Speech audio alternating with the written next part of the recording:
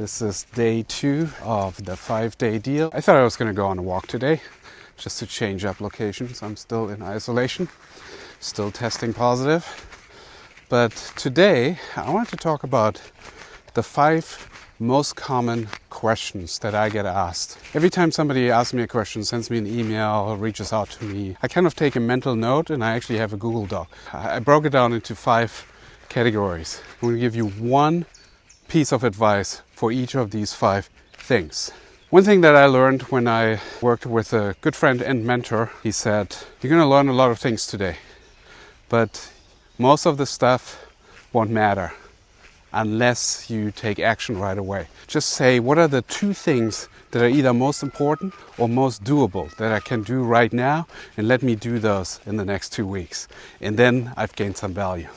So with that in mind, let's go through the categories. Number 1, skills. They don't have the right editing skills. At least they feel that way. Number 2, how to connect with the right people. They always feel like they don't know enough people or people that can really help them. Number 3, they don't have a clear plan. They don't know what to do specifically. Number 4, discipline. They feel like they have good intentions, but they're lacking sort of that habit to do things. And then finally, number 5 is also a big one. It's location. They're always worried that they're not in the right place to pursue their dreams. So I'm going to go through them in this video one by one and give you one tip of how to take action right now. I don't know if you can see some lambs or sheep in the background. It's kind of beautiful here. It's lots of nature, probably all tick infested, so I'll stay on the pathway.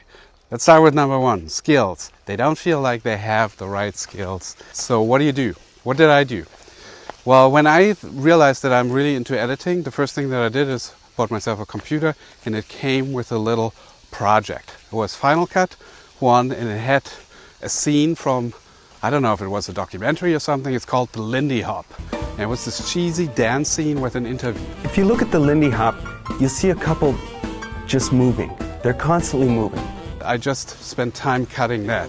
That took about 2 weeks to do, but it completely set me up to learn the software and then also just start telling a story. There's a lot of stops, a lot of spins, a lot of boogie-woogie steps.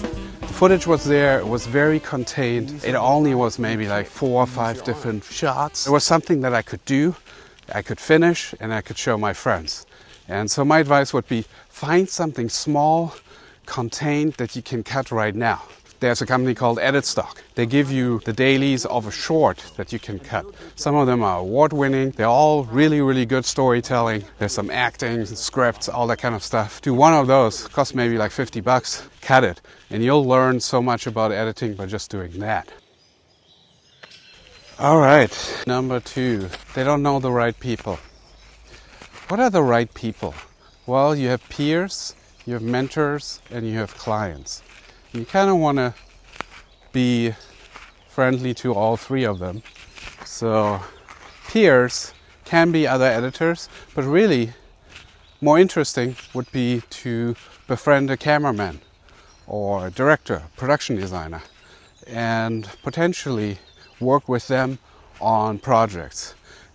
That's important, to make it about something, like these relationships, have them evolve around a specific project, because networking just for the sake of networking isn't really very productive, and it doesn't really build relationships. If I get to talk at a panel and I meet the same panel guests over and over again, I'm going to try and figure out a way how we can work on something, like a video on my YouTube channel or something that relates to whatever they're doing. On this episode of What's in Your Bay, I just recently did that with Michael Kamas. We regularly go to the same networking events, and he asked me if he could tour my editing bay so that he can put that on their company's website. The gear he uses to edit, and have a chat about workflow and collaboration. Next on What's in Your Bay. Now I'm going to ask Michael to come on my channel and talk about AI, which, by the way, that video yesterday kind of blew up, which is ironic because I only really spent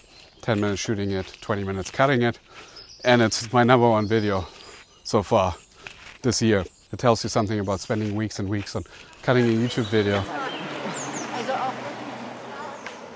Love it. So identify your peers, your mentors, and your clients, and make it about something. If you want to talk to a mentor, ask them for a phone call. Talk a little bit about their career and how they got started. Mentor is really not a coach.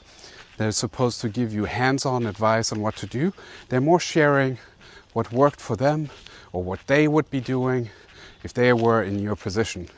And that's fairly easy to do for someone. That doesn't really require a lot of effort. I don't know if you can pick up this forest here, but there's a lot of depth in here. It's a little overcast with some sun. This would probably be totally bomber. Very cool. I hear they have wolves here now too. They were completely gone in Germany for many, many years, and then they came back. All right, next problem. Not having a clear plan. It's one thing to sort of have a dream and a vague goal, like I love to cut movies. That's big and that's good. That's what you start off with. But you want to make it more specific and break it down into small, tangible, achievable goals. Sometimes they call that SMART goals, where it's like specific and time specified, all kinds of things. And you can develop a very specific strategy on this. So for example, I'm going to find all the Facebook groups where my potential clients are hanging out, and I'm going to talk to them. I'm not trying to advertise myself or pitch them. I'm just trying to build a relationship where I potentially ask them what type of service they are interested in, that you're trying to build a business and you're just trying to learn. And then you set yourself specific goals. I want to find 10 Facebook groups that really fit the niche of my potential clients, and I'm going to start posting there and see what comes back. Oh no.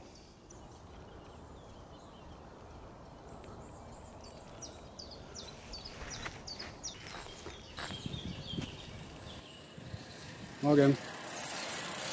And that brings us to one of the biggest one, and that's just discipline.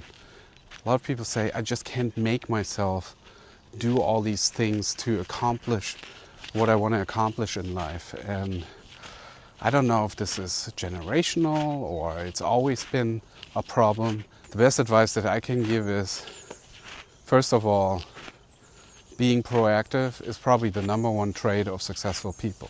So taking actions just for the sake of taking actions will make you more likely to succeed.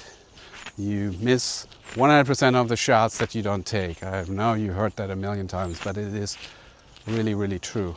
Taking action when you don't really quite know yet what the best plan is okay. Like, it's better to take action and then adjust the action as you're getting more information, or actually sort of living the challenge and realizing, oh, this isn't going to work, is much better than just waiting and trying to figure out, just like scouring information, hoarding it, but not doing anything with it. For example, here with a 5-day deal, I know I was going to commit and provide a course that was part of this incredible bundle, but I wasn't really thinking about how I'm going to promote this. So I really just came up with this in the spur of the moment and said, okay, I'm going to just challenge myself to make these 5 videos in the next 5 days. And that gives me an opportunity to share and talk about this event. And turns out, actually, it's fun to just make a video that sort of takes it back to the roots. Morgen. That has to be the cutest dog. I don't know what video I'm going to make next. If anything, share with me questions that you have about these 5 things or other things that you feel like making you stumble and not moving forward. Is it really your location, which we haven't talked about, which is the last thing. If location really is a problem, change it. If you're young and you have some ways to get here, do it. There are many ways, even for foreigners, to come to LA on a student visa, to maybe take an evening course at an extension that I won't mention more, where it's very affordable to get a student visa and just hang out here in LA and get your footing. It's all doable if you do your research. The excuse that you're not living in a top tier market is going to prevent you from becoming an editor. Most successful editors are not from LA. They came here later when they made it. Jason Ballantyne's from Australia, Tom Eggles, Joe Walker, Eddie Hamilton. They all weren't in the right place at the beginning. They just sort of became a big fish in a small pond. You could be in the Philippines working for American and European clients that you can charge 3 times more than whatever you could charge your local clients if you find the right strategy to find them. You find something cool that will help somebody else and you offer it up and you start building that relationship. When you find the right people, that relationship will flourish. You only really need a handful of clients to make a very comfortable living, but they have to be the right clients. They have to be the clients that have money and that are good people and they have constant work. And those are out there. It's going to take you a little bit of hit or miss to find them, but when you do, you can sort of find yourself at a certain plateau and then you can leverage up from there. Leveraging up.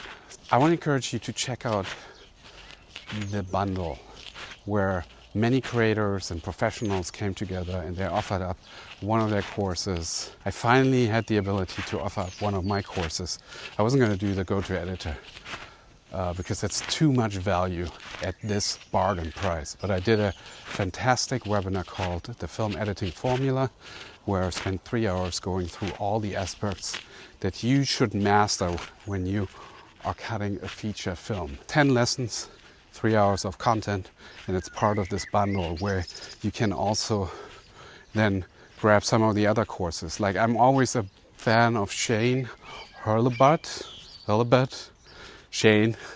I don't really know how to pronounce his last name, but he's a really good professional studio cinematographer, and he has these amazing courses where he takes you on set. He has his entire crew there, and then he walks you through how he lights a scene. In this particular case, it's a horror movie.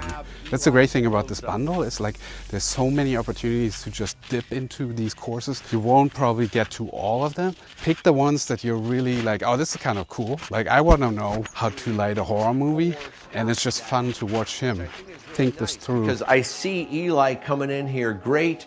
She's able to pick this thing up. I read all that because I'm getting the bounce off of this white. When he's done this a million times. Jordy from Cinecom, he's like a YouTuber with over 2 million subscribers. He has these great fun tutorials that are very simple, and it's covering all the basics, and he makes it fun. We have sliced the action into 3 shots. That means we can also play a bit with the length of the scene. By cutting faster, the whole action becomes faster, or we can make the whole scene longer. Go check out the 5-day deal. Pick the things that you like. There are like 3 different bundles that you can combine. A year's worth of training at an incredible price, because buy all this stuff together, the value of this is thousands. Like, my course alone is it costs more than what you would pay for the bundle.